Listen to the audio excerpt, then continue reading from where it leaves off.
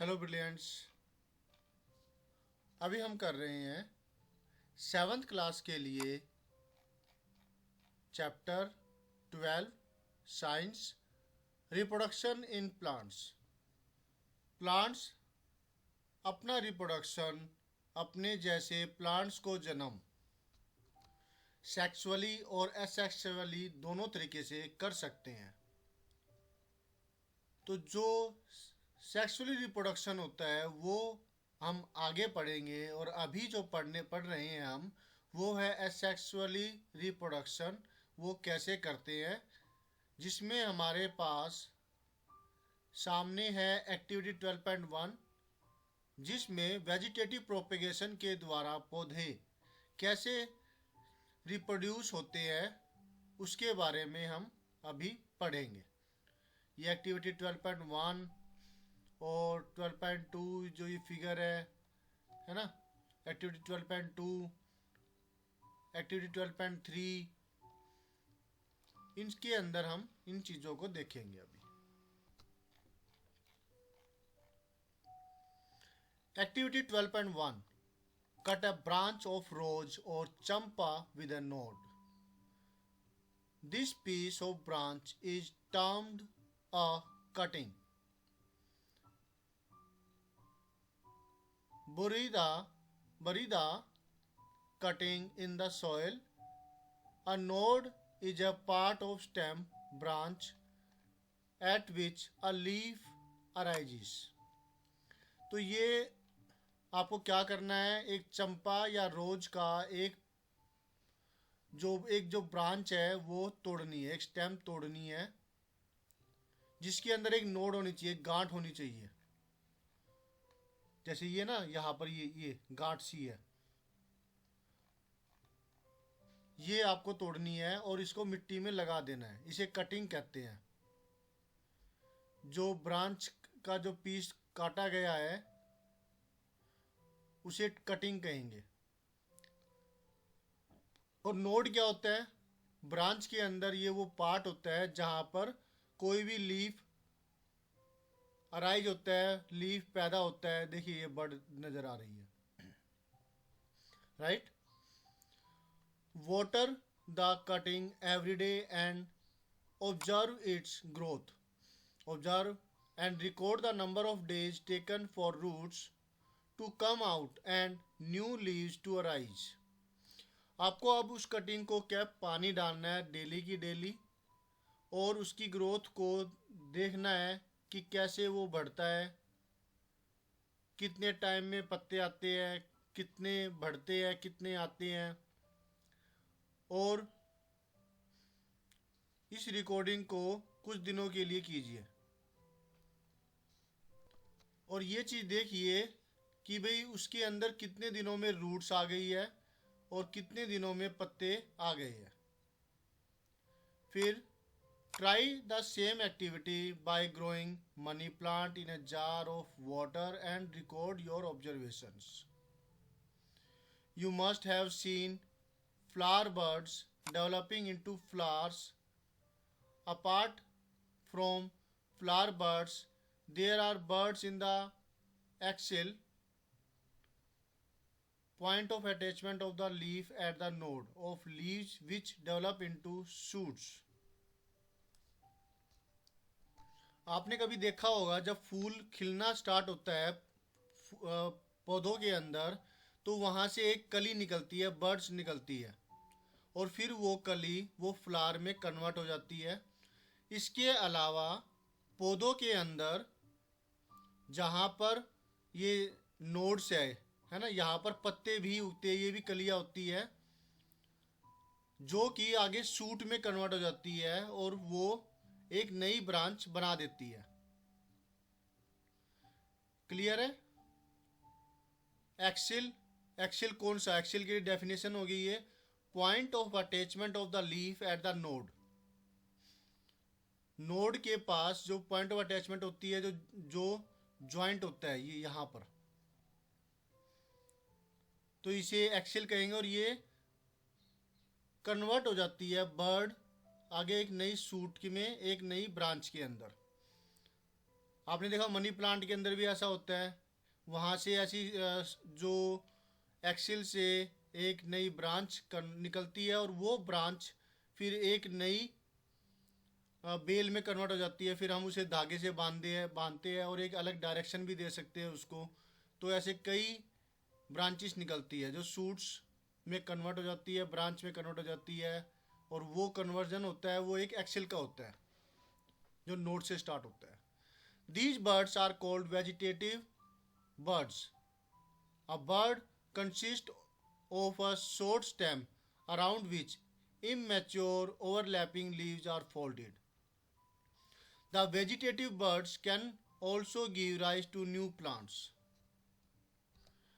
तो जो ऐसी बर्ड्स होती है इन्हें वेजिटेटिव बर्ड्स कहा जाता है। और बर्ड के अंदर क्या क्या होता है, एक बर्ड के अंदर एक छोटी सी स्टेम होती है जिसके चारों तरफ इमेच्योर सेकंड जो लीव्स टाइप में स्ट्रक्चर होता है वो होता है। शॉर्ट स्टेम जिसके चारों तरफ दूसरी चीज क्या होती है, लीव्स लाइक स्ट्रक्चर होता है जो एक दूसरे में गुथे हुए होते हैं, फोल्डेड पत्ते होते हैं। और ये वेजिटेटिव बर्ड्स के अंदर कैपेसिटी होती है कि ये नए प्लांट को जन्म दे सके। राइट, तो इसके टुकड़े करते हैं इस हिस्से के कि क्या क्या क्वेश्चन बन सकते हैं इसके लिए।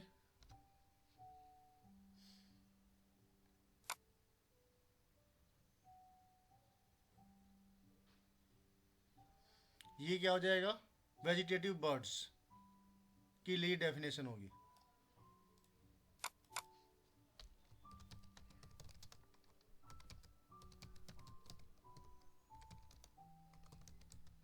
Define vegetative birds. टुकड़ों में बांट रहे हैं चैप्टर को और फिर ये पूरा चैप्टर इसी तरीके से अच्छे से हो जाता है। और यहाँ पर what does a bird contain,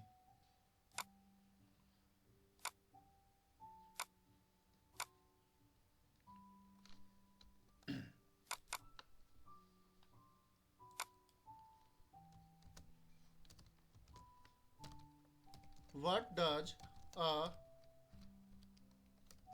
bird consist, क्या रखती है एक बर्ड। एक तो उसमें सूट होता है और उसके चारों तरफ लीव्स, फोल्डेड लीव्स लिपटे हुए होते हैं। और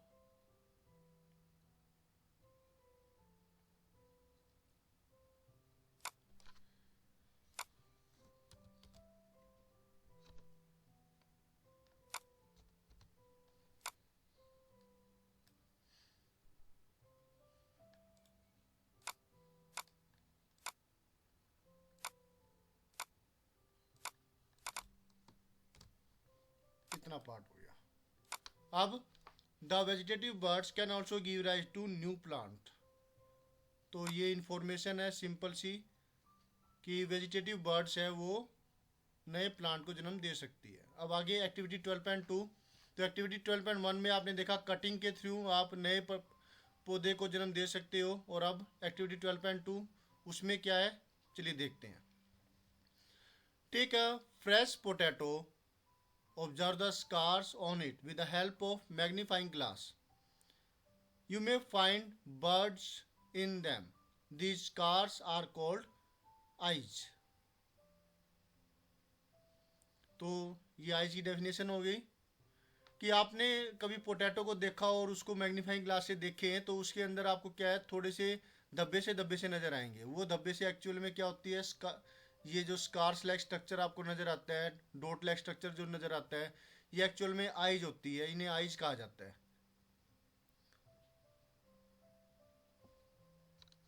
जब कभी भी थोड़े टाइम के लिए भी आलू को रख देते हैं हम तो उसके अंदर से हरे हरे रंग के पत्ते से निकलना स्टार्ट हो जाते हैं। तो वो ये भी क्या है, वेजिटेटिव पार्ट होता है आलू का, जिससे कि नया पौधा जन्म ले सकता है।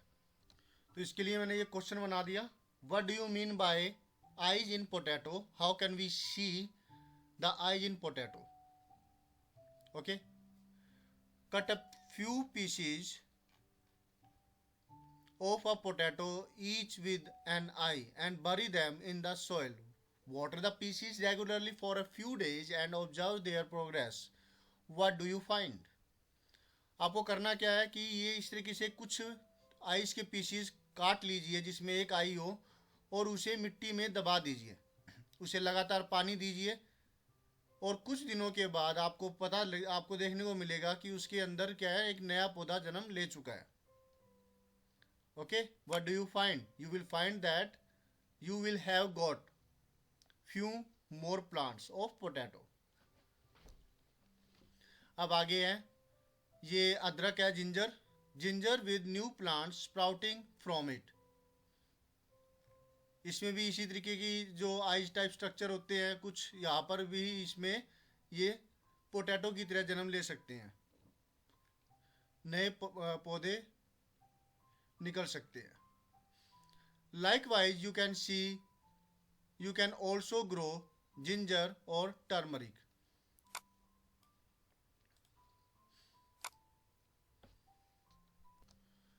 तो यहाँ क्वेश्चन मैंने बनाया है कि कुछ और पौधों के नाम बताइए जिसके अंदर आप पोटैटो के तरीके से ही आइस की हेल्प से एक नए पौधे को जन्म दे सकते हैं.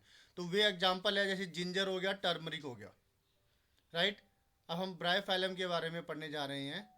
Bryophyllum sprout leaf plant has buds in the margins of the leaves. If a leaf of this plant falls on a moist soil, each bud can give rise to a new plant. Bryophyllum वो पौधा होता है जो कि पत्तों की मदद से रिप्रोड्यूस होता है, क्योंकि उसके जो लीफ होते हैं वो उसके पत्ते के जो किनारे होते हैं, ब्लेड होता है उसका, वहाँ पर ये स्प्राउट होते हैं, वहाँ पर ये लीव्स बनते हैं, प्रोड्यूस होते हैं. अगर उसमें से कोई भी एक लीफ प्लांट जो लीफ है वो गीली मिट्टी पर गिर जाए तो हर एक बर्ड, हर एक जो वो लीफ है वो एक नए पौधे में कन्वर्ट हो सकता है. देखिए, ये ब्रायोफाइलम का पौधा है, पत्ता है वो, और यहाँ पर इसके ब्लेड पर ये लीफ लगे हुए हैं. तो ये जर्मिनेशन, नए पौधे का रिप्रोडक्शन इन पत्तों की मदद से हो सकता है. इसके लिए क्वेश्चन बन गया ये, how can bryophyllum be reproduced, कि कैसे ब्रायोफाइलम रिप्रोड्यूस किया जा सकता है. अब आगे, the roots of some plants can also give rise to new plants. Sweet potato and dahlia are examples. जो डालिया है और जो स्वीट पोटैटो प्लांट है, ये वो पौधे हैं, उन पौधों में से एक है, कुछ है क्योंकि दो पौधे हो गए, जो कि अपनी रूट्स की मदद से रिप्रोड्यूस कर सकते हैं. यानी कि इनकी जो रूट्स है अगर लगा दी जाए कहीं पर तो वो नए पौधे को रिप्रोड्यूस कर सकती है. तो ये रूट के द्वारा, इनका जो वेजिटेटिव पार्ट रूट्स होते हैं वो रिप्रोडक्शन में हेल्प करता है. तो ये इसके लिए हो गया. Give name of some plants which can reproduce with their roots. Next, plants such as cacti produce new plants when their parts get detached from the main plant body. Each detached part can grow into a new plant. तो cacti के अंदर ही वो पौधा होता है जो कि नए पौधे के अंदर अपने किसी भी एक हिस्से को डिटैच करके, यानी कि उसके किसी भी हिस्से को अगर काट करके हम लगा दें तो उस पार्ट से ये रिप्रोड्यूस कर सकते हैं. अगर इनकी बॉडी के अंदर से कोई भी पार्ट टूट करके नीचे गिर जाए मॉइस्ट अर्थ के ऊपर, मॉइस्ट सॉइल के ऊपर, तो फिर वो नए पौधे में कन्वर्ट हो सकता है. हर डिटैच्ड पार्ट चाहे कितने ही कर दें हम, वो नए पौधे में कन्वर्ट हो जाएगा, नए पौधे में रिप्रोड्यूस हो जाएगा. तो ये इसके लिए क्वेश्चन हो गया, how can cacti reproduce.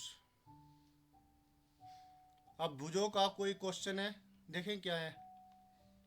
भुजो wants to know if there is any advantage of vegetative propagation, कि क्या कोई इस वेजिटेटिव प्रोपेगेशन का कोई फायदा है, हम ऐसे पढ़े जा रहे हैं या फिर। हाँ, इसके फायदे हैं, वो हम अभी आगे पढ़ रहे हैं। Plants produce by vegetative propagation take less time to grow and bear flowers and fruits earlier than those produced from seeds. The new plants are exact copies of parent plant as they are produced from a single parent. तो इसके अभी तो दो फायदे सामने नजर आ रहे हैं।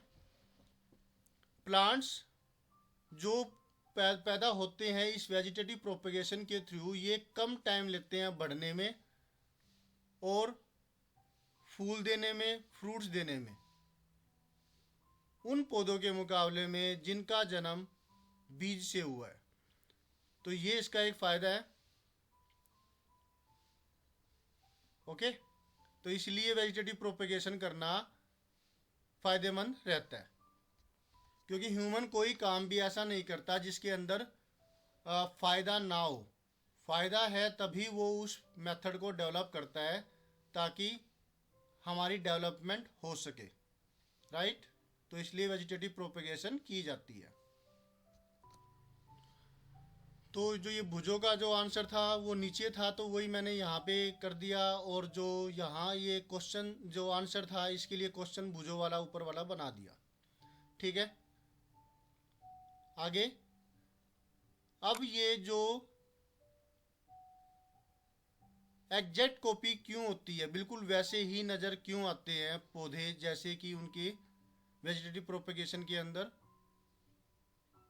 क्योंकि ये पेरेंट प्लांट की एग्जैक्ट कॉपीज होती है।